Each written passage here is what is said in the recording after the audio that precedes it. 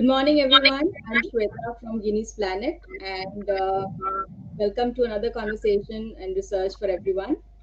Today, we have Dr. Philip Varghese, who is an assistant professor of political science, Christ University, and his research and teaching interests include issues in Indian government and politics, with special focus on the working of local self-governments. But what he's come to us today is with his PhD research, and that's what we're looking forward to when we talk to him. So, hi, Philip. Welcome to this conversation. Hi, thank you so much. Okay. Please tell us about your research. What was that about? Yeah, so first of all, thank you so much. Thanks for inviting me here, and huge congratulations for your initiative. I do follow each and every post and activity. So thank you, and congratulations, firstly. My research actually it emerged out of a curiosity, like how you can see in the picture, about tourism in Kerala. And being a political science student, I was looking at understanding our understandings about tourism is formed by various images, promotional materials, advertisements like this, how we can see.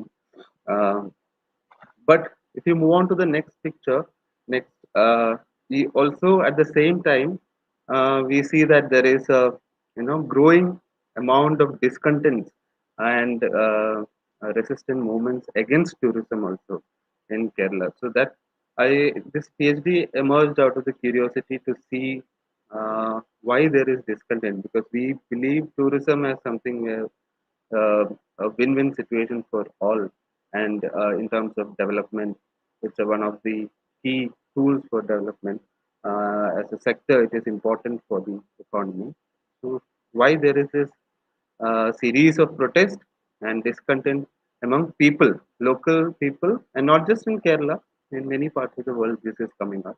So this kind of this contentions, that's what I led to the curiosity, and that later led to my PhD. Great. Thank you for giving us that background. So, when you wanted to discover these things in the context of Kerala, um, what did you do next to actually find out the aspects you were trying to study? Yeah. So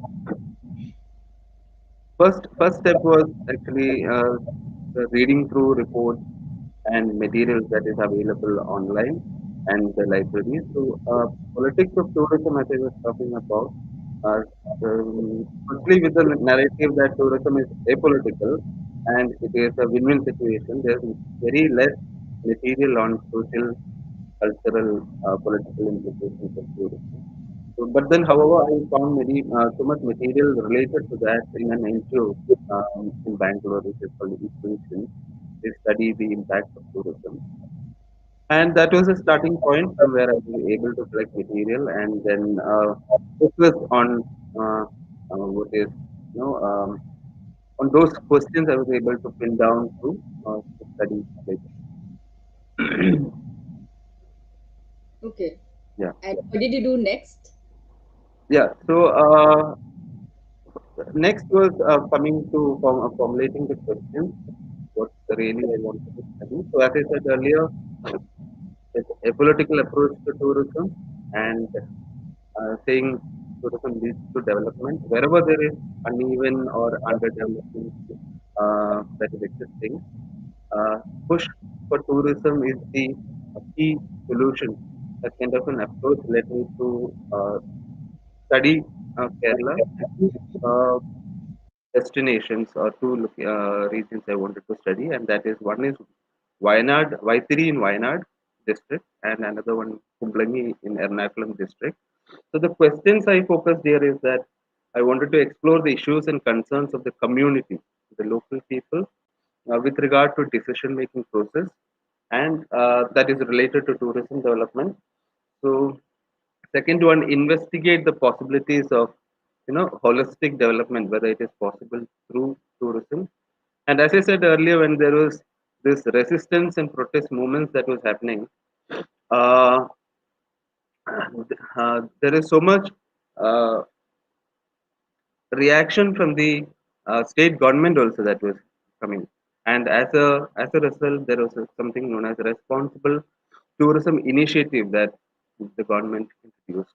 So I focused on that also to study the result and also the implementation of responsible tourism in Kerala. Right. So you've just used a big word called responsible tourism, Philip. Do you want to talk about it right now or reveal it later?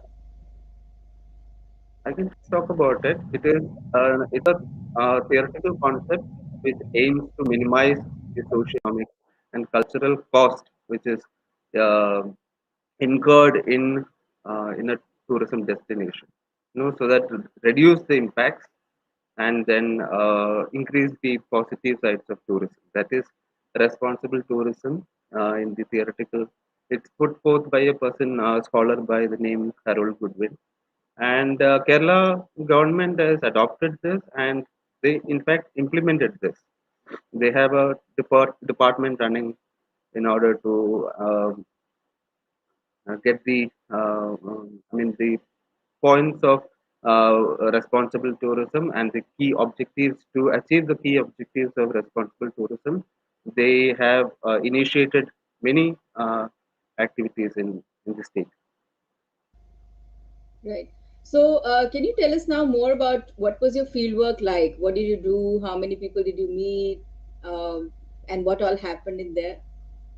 So as I said earlier, um, I started off with after doing basic preliminary reading, sitting in library. Then I went to Equations. This is an NGO working on studying local impacts in tourism in Bangalore. And from there, I was able to get contacts of people living in Wayanad and even in Kumbalangi, my fieldwork areas, which I had chosen. And the reason which I missed out earlier for choosing these areas is that these were two pilot projects of Kerala government. They introduced responsible tourism initiatives there, and this is another reason why I wanted to study and pinpointed on these places. And so the technique which I used was snowballing, and this equation NGO which I was talking, they are in constant touch with the people there, local movements and people, local community. They are in touch with, and they were able to share contact details whom I could go and meet. And further, they gave me some other contacts, so I was able to connect. I roughly did about 40 interviews from these three categories. One is people there, next one is the tourism industry, and the third is the state. That means the elected representatives of the uh, panchayat members, or office bearers of panchayat. So three categories. I was able to meet few people, and talking about people, local people in general, oral history and extended interviews was something which was adopted there. They through this method they can tell us the change from their childhood. What all they have seen, what all construction, what all changes in tourism industry they have seen, and extended interviews. Three visits I made to both these places, uh, and week-long stays were there. So three times I've gone and repeatedly interviewed. So that is one, oral history and extensive interviews. Then secondary literature, whatever literature um, is existing by foreign authors and Indian authors. There are quite a few, and reports and documents which some of the government officials were kind enough, generous enough to share also with me without even filing any RTI. I was able to get some of the important documents. So this is it. This is the method which I had adopted in collecting the data. Right. And while you were talking to people and gathering all the information, how did you manage to remember everything that they were saying?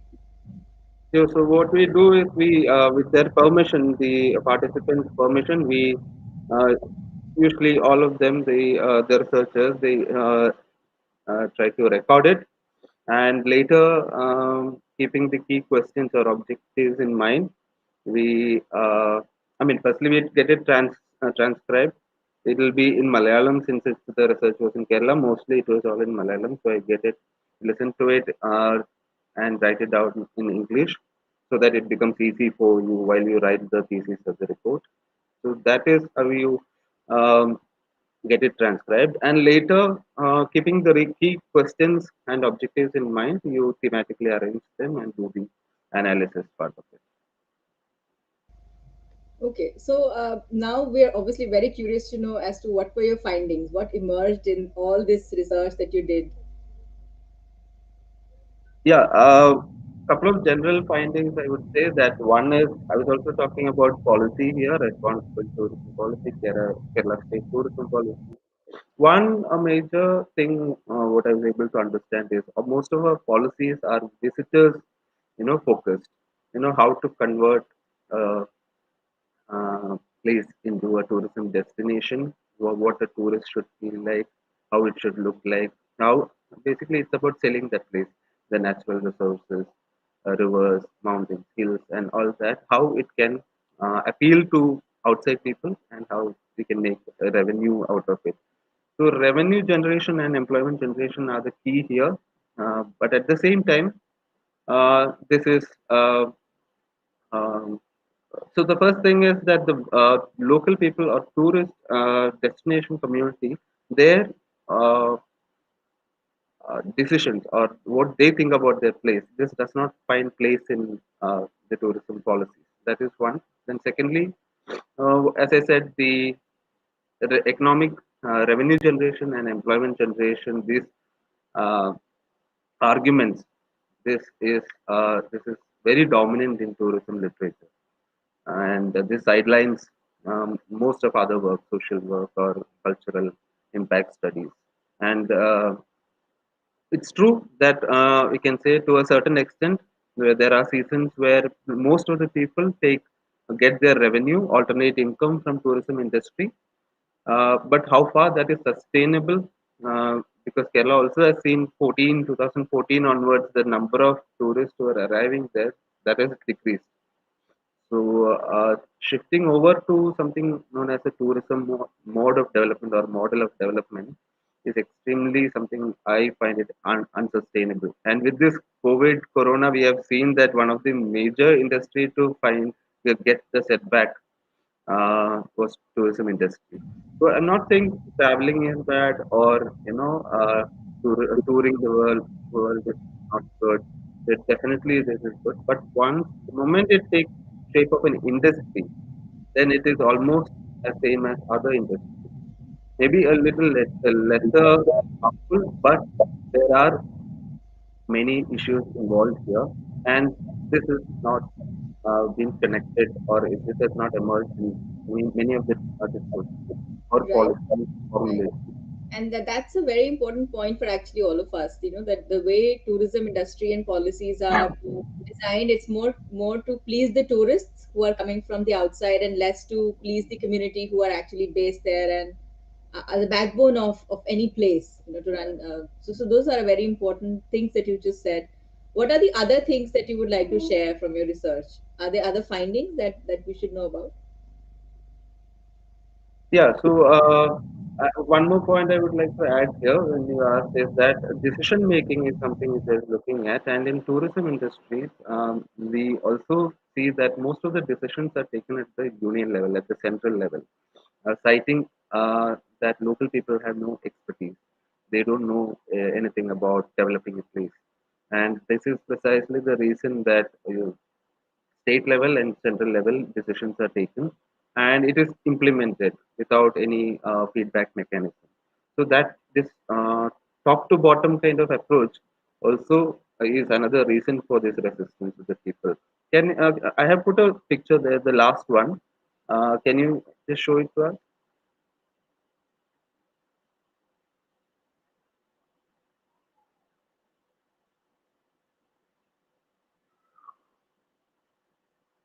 Yeah, so this is a project called the Green Corridors Project. It looks really good. It's talking about a rail project, and this is how we understand development.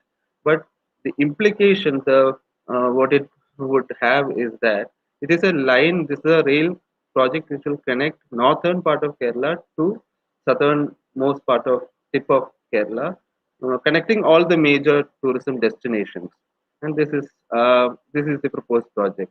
The implication here is that the coastal line is where the fishermen community lives, and with the coming in of this project, what we can see is that the community's access to the sea, their access to their traditional or even the current sources of livelihood, day-to-day living gets affected, and they will be pushed further inside the further interiors, and they will have to go in search of other jobs.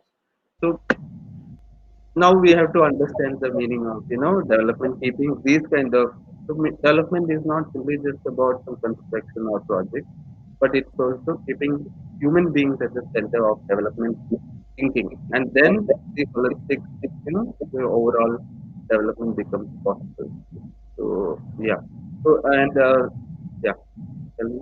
So that's a very important nuance that you just shared with us, that how when we look at the final product that is visible to us, it may look very fascinating, but obviously it would have impacted lives in different ways, and those get lost if nobody talks about them.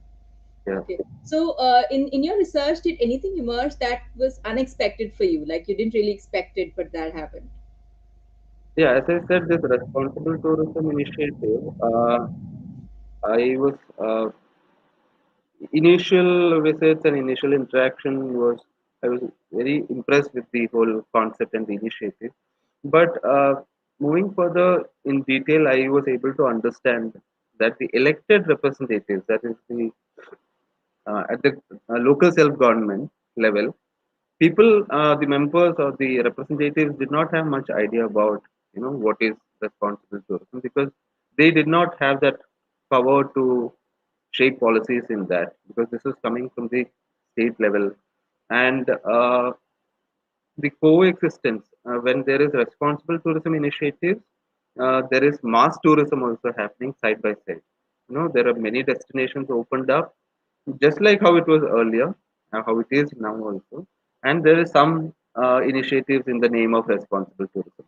So unawareness or unawareness of local elected representatives about this tourism industry was itself surprising.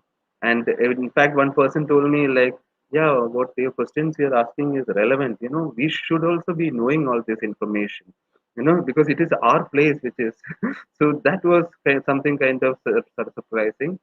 uh, and uh, yeah, and second one is definitely the kind of uh, lack of awareness and uh, the kind of decision makings that happen, that people are not completely involved in the tourism development thinking. So this was something drastically evident in the field. Right. And what were the challenges that you faced as a researcher? Because research is a never easy task or journey. Yeah, so the first one was being a student of political science to narrow down to this topic and get necessary approval for moving into research center, getting the proposal passed, and because this is not a generally accepted kind of topic. And second one was, as I said, there are three groups which are studying in this research. One is tourism industry, second is the state, and third is the people, the local community. So the tourism industry was extremely difficult to crack in. Whenever you need an interview, it was not as easy as how you can approach the uh, local self-government members or even people. The tourism industry is very hesitant when it comes to giving interviews or even interacting or talking. So there are a couple of times I've been stopped at many hotels and resorts. They don't want to encourage this kind of studies. So yeah, the topic first, and secondly, the hesitancy from the tourism industry is something towards major obstacles, challenges. Right, right. And to the audience who would watch this video about your research, is there anything that you would like to say to them? Any suggestions or any key things that they should remember when they go as tourists to any place or as Yeah, researchers work, whatever it is? this is it has nothing to do with my PhD, but then I generally feel that as a responsible traveler, there is some kind of community. community responsibility that we have. Once we go to a place, it's not about just going to a gated uh, hotel or resort. Even if you don't require anything, but move around, know the people, buy certain things from small shops there. That way you contribute a great deal. Nowadays, it's like, it's all packaged. The flight which you're coming is also chartered, and the taxi also is given from the hotel. So the food which you eat on the flight, starting from there, everything is a package. And there's no, in the name of luxury and cleanliness, the community is being shown as dirty. And whatever the sightseeing is required, it's now been brought within the walls of uh, uh, flush kind of resorts and hotels. So the community is seen as dirty. So that should not be the case. If the true sense traveling and tour should make sense, meaning out of it, then you need to venture out, understand the local community, their ways of life, their customs and traditions. Interaction is important. That way you give back something to the community and society also. Right. Thank you for making these points again. So, thank you so much, Philip, for your time. And we look forward to having you for another conversation on some another topic at some stage. And thank you, Thank audience, you. for joining us. And we look forward to another conversation in Research for Everyone series and hope you would continue to look at the playlist, which is evolving with each researcher coming in and talking about the research in a simple language. So signing off now, this is Shweta from Guinea's Planet. Have a good day.